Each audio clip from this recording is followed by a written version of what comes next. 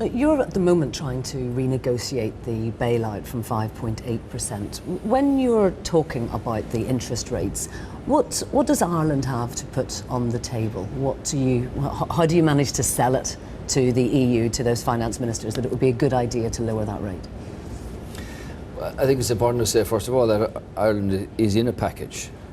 We're not actually looking to get into a package. We're in there, which has required quite a deal of austerity and difficulty for a great number of our people.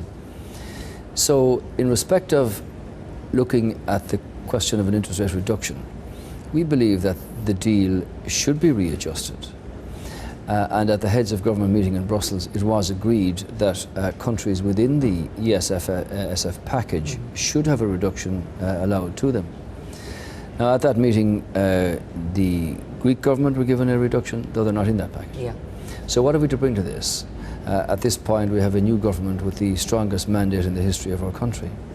We're only 5 weeks in office, and we've made a number of serious decisions about restructuring the banking sector, about recapitalising the banking sector, and about setting out on a path that will deal with the banking business, that will deal with our financial problems, and our growth initiatives in terms of job creation to grow our economy and pay our way in the future. So we didn't deal with the interest rate reduction at the meeting in Budapest, to which the Ministers for Finance were charged. And the reason that they were charged with that was because the bank stress test in Ireland had not been completed in time for the meeting in Brussels. So for the future, when Ireland's next interest payment is due in October, November, plenty time in the meantime to demonstrate the seriousness of intent of the new government in dealing with this. We don't want to be in this package. We're not looking for more money from Europe, we're looking for greater flexibility. That's what we need, and that's where we're rebuilding our reputation within the EU and externally, and that means, talking to other leaders, making them understand that Ireland now has a different government, a different set of priorities, with a mandate to make the difficult decisions that we have to make in the country's interest. Now, corporation tax is something that the German and French finance ministers would like to see lift a little bit higher in Ireland. Is that something that's on the table for negotiation in exchange for better terms for the package? No. Absolutely not, under no circumstances? No, it's not up for negotiation, and I've made that absolutely crystal clear. I was a member of the government which introduced and finalised the corporation tax rate back in 94-97. It is a fundamental cornerstone of foreign direct investment policy for our country. And when you look at the corporation tax rates that apply in other countries across Europe, it's important to focus on the transparency of the system. Ours is a 12.5% CTR. That's effectively 11.9. Other countries with a much higher level of corporation tax rate have in reality a lower effective tax rate. So I've made it perfectly clear to the other heads of government that we would regard this as a fundamental breach of trust, were that to be changed.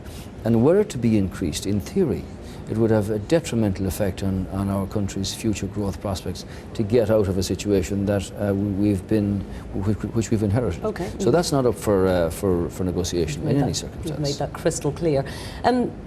When we look at what's happening with Greece at the moment, Greece, of course, was the first country to require a bailout, and it now appears more and more likely that it may indeed have to default. If Greece were to default and therefore open up that whole pathway towards default, it would probably mean that Ireland was paying even higher rates of interest and it would be harder to get back into the bond market. Could you, under those circumstances, see a pathway for Ireland to go the same way and take some kind of restructuring? Well, I think the Greek government will obviously deal with its problems in the best way that it can with the ECB and the Troika in that regard. We believe that our problems, that we can be sustainable and meet our targets.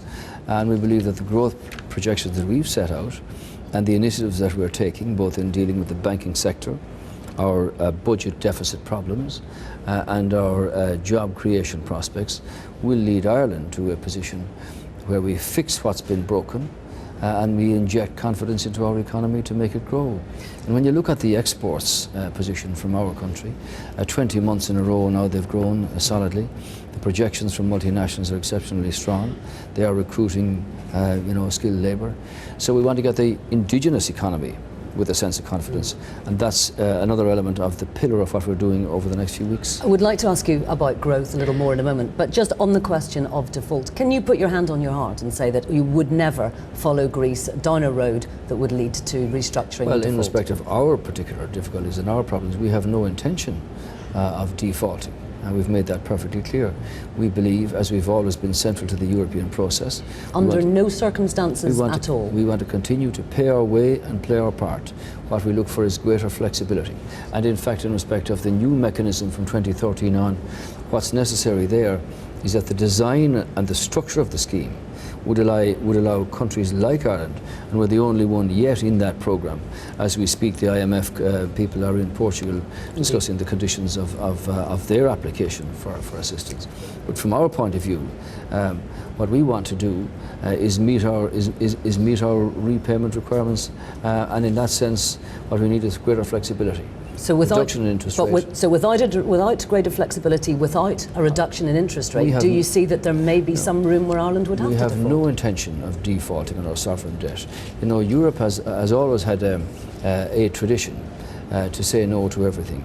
There were very strong statements that you couldn't touch subordinated bondholders. Now they're making a significant contribution in Ireland's case. It's already been agreed by the heads of government that there should be a reduction in interest rates for the countries within the programme. We're the only one who's actually drawing from that programme at the moment, and I expect over the next number of months that the Ministers for Finance will be able to make progress and achieve that, which would be of assistance to us. Now, Anglo Irish, does it look like they're going to need some extra bailout money? Well, Anglo Irish weren't subject to the stress tests that were conducted on the other banks. The indications are that it won't need extra capital. I can't confirm that because there is a review to be completed in May. Right. But obviously Anglo Irish Bank is a bank in a wind-down situation. If it does need more money, clear. if you get to the point where they do need more money, is that the time when senior bondholders would have to take a hit? Well, put it this way, we've made it perfectly clear that senior bondholders in Anglo Irish and in INBS are certainly in a different category than senior bondholders in AIB and Bank of Ireland. So you're telling me they would have to take a hit? Well, what I'm saying to you is that I want to wait and see what's going to happen in respect of Anglo Irish. The indications are that it will not need further capital. Let's wait and see what that review brings in May. It may not be necessary, and if it is, the government will deal with it. Now let's talk a little bit about the idea of export-led growth. How much growth can you expect to have under this very difficult austerity situation that's now going on in Ireland? And how much will you need to be able to actually turn it around in the circumstances that we've just been talking about? As much as possible. Obviously, we're an island nation. We export 80% of what we produce, and we've got to export more. That's the way you generate money for your country. So where are you looking at in terms of your target markets and the sectors that you want to see growing within Ireland? Well, we've got most of the world-class operators in the country at the moment, from software to pharmaceuticals to medical devices. And right across that sector, our own indigenous economy has produced, huge advances in the whole agri-economy area in terms of food exports and all of that. So if you look at, even with the austerity program that's there, our companies for 20 months in a row now, exports have increased. And when you talk to multinationals, particularly the bigger ones, their projections for the next 5-10 years are very strong. They're recruiting PhDs, they're doing their research, they're sending them abroad for retraining for the next wave of investment. For instance, Intel now, as you know, one of the foremost companies in the world, are spending 500 million, $500 million of their own funds on getting ready for the next wave of fabrication that's going to come to keep them up in the top 3 in the world.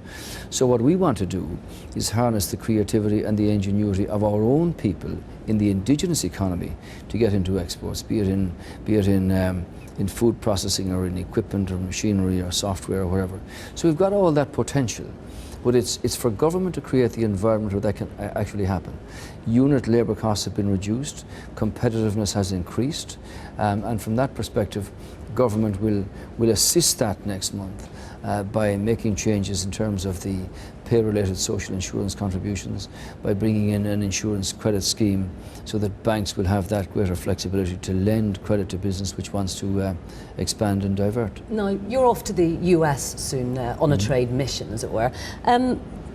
Have you ever thought about diaspora bonds? The Greeks talked about the idea that they would like to sell bonds to Greeks overseas. If you look at the Irish diaspora must be larger than almost anywhere else in the world per head of population. Does it appeal to you to go over to the US and look at... Yes, it does. I went to Washington for the St. Patrick's Day celebrations, had the privilege of speaking to President Obama. I met 2,500 Irish business interests. They were all excited and enthusiastic about wanting to help, as they would call it, the old country. Indeed. Not out of a sense of sentiment, but out of a sense of being able to benefit from it, and by the contribution that we could make to them and they could make to us. And remember that there are 80,000 people employed by Irish firms in the States. Now, yes, bonds are an issue, but you need to strike them at a rate that makes a return and that doesn't cause difficulties for existing depositors in banks. But I'll put it this way to you. I've got a range of initiatives coming for the Irish diaspora that I think would be very exciting.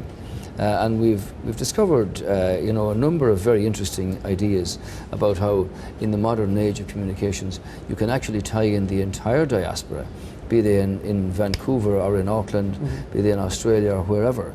And young people with the instant communications that we now have are anxious to be able to come back and have their lives and careers in our own country. So we might see Irish diaspora bonds, and we might see some other Irish Well, initiatives. not so much bonds, I think, but we've got a number of other ideas coming up that I think would be very interesting and very novel, because we have reputedly up to 75 million people in a global sense. And I think we have the capacity now to tie all that together in the interests of providing a contribution to the country. Both, if you like, Kennedy's call of ask not what your country can do for you, but in many of these cases, the country can actually give something back if the initiative actually comes from the diaspora themselves. So look forward to that. A few novel ideas will emerge shortly, I think. Enda Kenny, I hope you'll come back and tell us about them when you know a little bit more. I'd Thank be very you happy very to much do that. indeed for talking to us. Be very happy. Thank you very much Thank indeed. you. Thank you. Bless you.